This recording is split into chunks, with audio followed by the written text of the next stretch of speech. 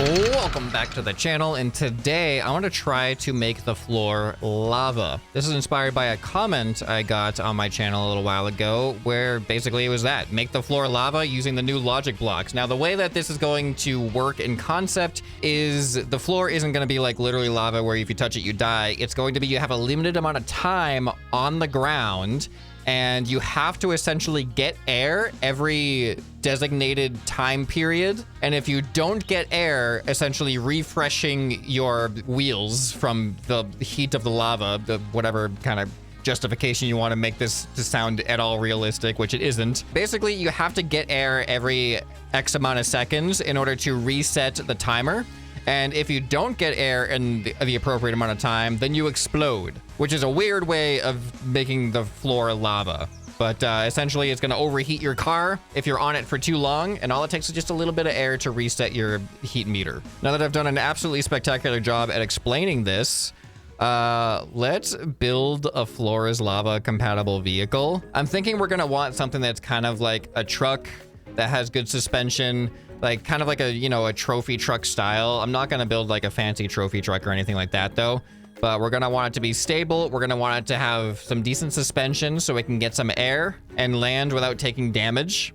And we're also going to want it to be quick so we can get to jumps quick. All right, as I build this with big wheels, I am kind of thinking big wheels might have been a mistake. You know, I'm going to keep rolling with it though.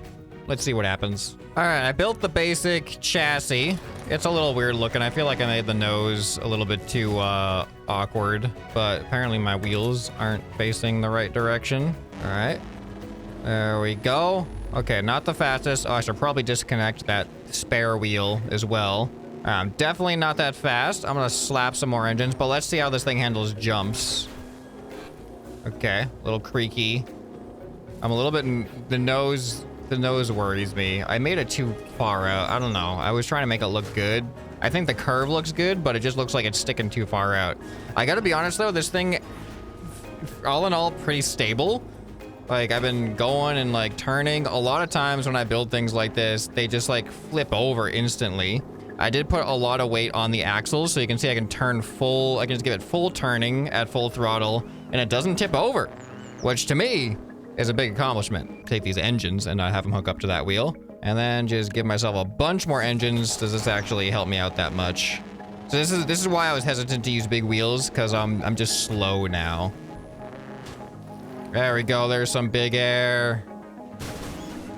All right, that wasn't the best of landings. I tried to triple up some suspension, but we're definitely having some issues. All right, I'm gonna give this thing some boost. See how this makes it feel. Okay, that gave me a lot of oversteer. That put a lot of weight on the back, so now the steering is terrible. Yeah, look at that. I mean, it looks good back there, though, is the problem. So I could just add some more weight up to the front. Yeah, well, that fixes the oversteer issue. We're a lot heavier, though. Heavier is probably not great for landing. Oh, killed a chicken. All right, here, let's try another launch here. Okay, that was actually a pretty good landing. We landed on the downslope, which is always good. All right, you know what? We need to actually take some real jumps. Okay. Not the type of jump I was planning on. That was the smoothest landing I could have imagined.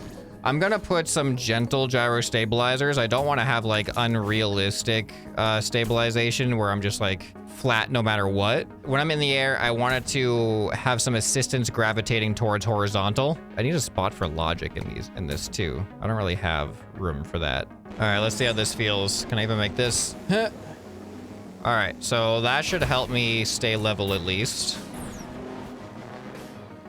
There we go. Yeah, I feel like that feels kind of natural. That didn't feel natural. All right, I'm actually liking the way this is going so far. All right, now I need the lava logic.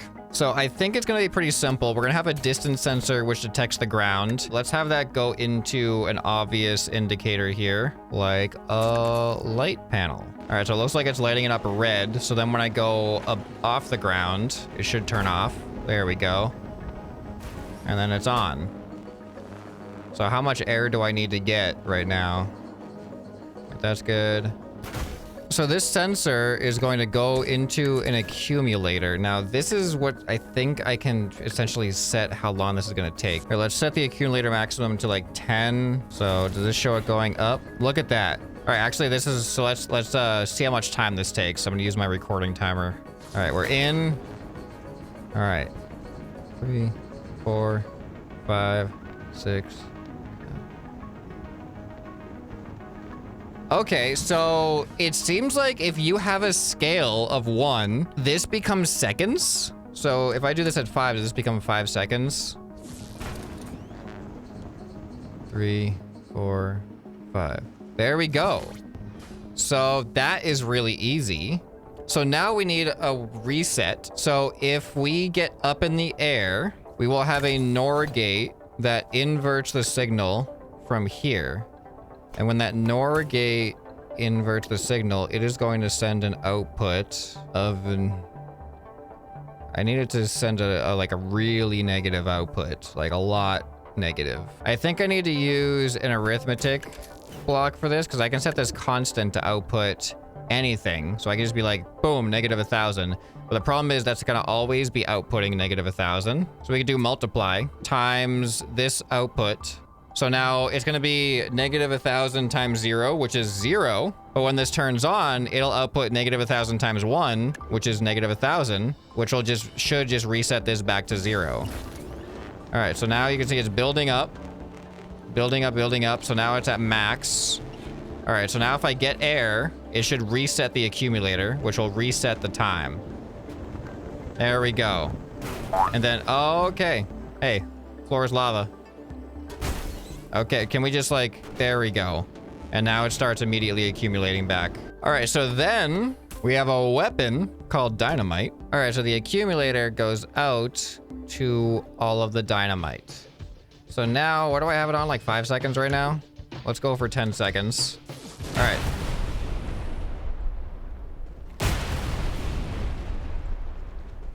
Oh, hold on. Oh, this is a problem.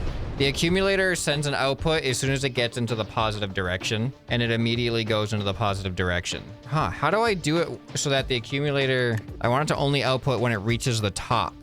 So if we set this time, the accumulator is gonna get to that time. Now we could just say equals, like do it a comparison block and say that it outputs when this equals whatever I just need a maximum is, but then that complicates adjusting it because then we gotta adjust the comparison block and the accumulator. I would like it so that it just reacts to the accumulator being at maximum. I got it. So the accumulator can go to a maximum of 100. Let's just set it at 100, and we know that each of these is a second. And then we take a comparison block.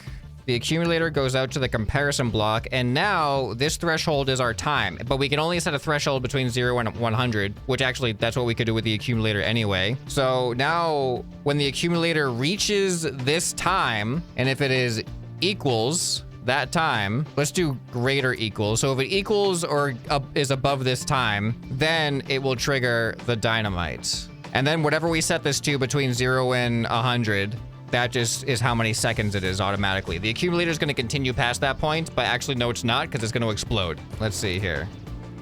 All right. I cannot see it, but in 10 seconds, it should explode. I don't know. I haven't been counting. There it is.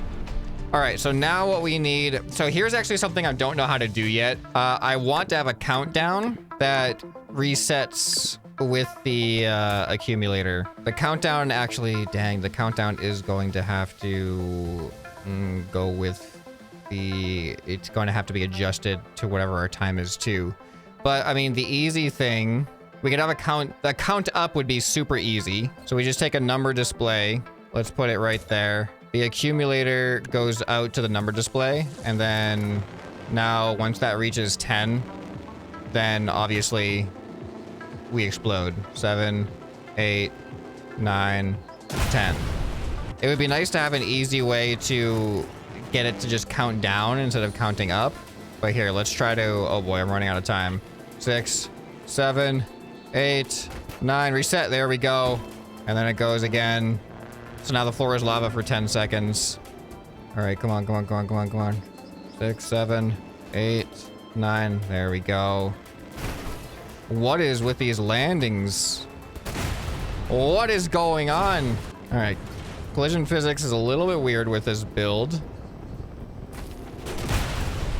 Whoa! What happened? I guess if the dynamite takes damage, that's also a problem, isn't it? But it shouldn't really be taking that much damage. Why is it? It's just exploding so suddenly. I don't understand why it's so prone to explode.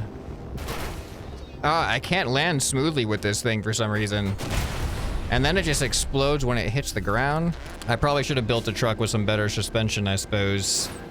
Oh, that was close. We were at like 9 on the upper end of 9. But if we explode when we land anyway, that's not good. Maybe we should take all the dynamite and move it to the top so it's less likely to take residual damage. I wonder if this will actually make a difference. Only one way to find out. Uh-oh, I'm gonna blow up. Well, I still am just as deadly blowing up, but can I land without exploding? What is going on with the landings? All right, come on. Do a nice landing this time. See, that was different. All right, what's gonna happen here? Uh-oh. Yeah, I could see the dynamite take damage. Even though it's on the top, it still took like, you know, residual damage. Because I guess if your dynamite is volatile, you know, a hard landing, that is gonna be a problem. I don't know what's happening with that though. It seems like the suspension starts freaking out and then it flings me. I think my tripled up suspension is causing issues. But I feel like I need it with how heavy this thing is. And sometimes it just has a perfect landing like that with no issues. Yeah, that was nice. I'm in like a good groove now. Can I maintain it? All right, look at that. I've put myself in a pickle going this far away from all the other ramps, but there we go. There's a reset. Now we gotta go fast back here. We got 10 seconds.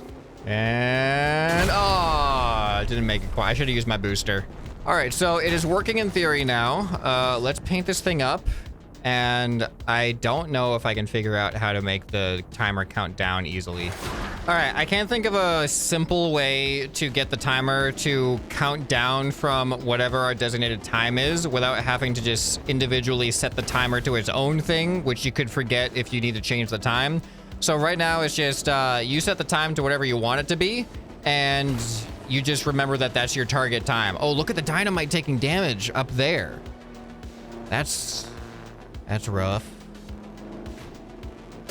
Oh, okay, I forgot that we explode after a certain amount of time. But I think as far as the functionality goes, I think we are there. So this comparison logic gate, I can just set the designated time here. So if I set this to 30 now, I'm gonna have a lot more freedom.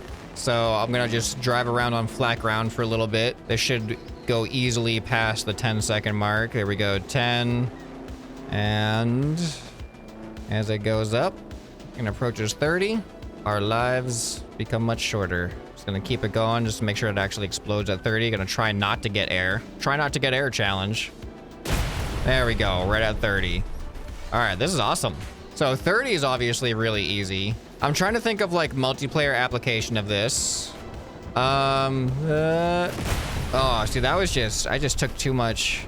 The landing was too rough on that one. I feel like my suspension doesn't work very well. I just probably built really bad suspension, or it's a really heavy, it's probably the mass is a really heavy vehicle too. I just think I went with the wrong path with big wheels. So as far as multiplayer applications goes, like it seems like it would kind of just be everyone's playing their own game and it's just the last person to survive.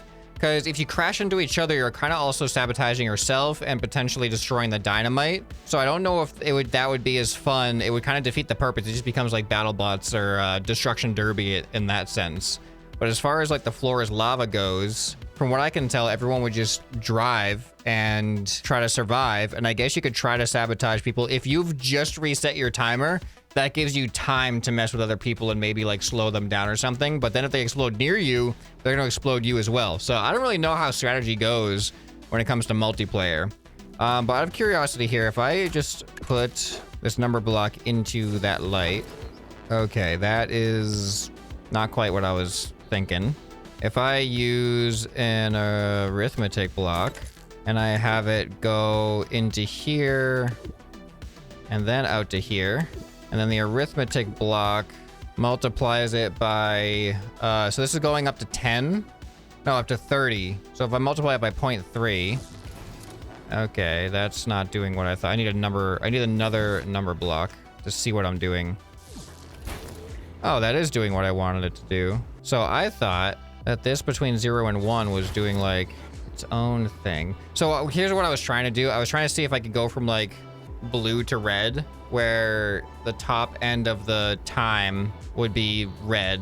I don't know. I'm just trying to figure out another indicator that indicates that tells you that you're kind of getting close to exploding other than just the raw numbers. I'm sure there's a lot of creative ways that could happen, but with the way that the logic works right now, my brain is not braining on it. So number counting up is just the easiest way to do it.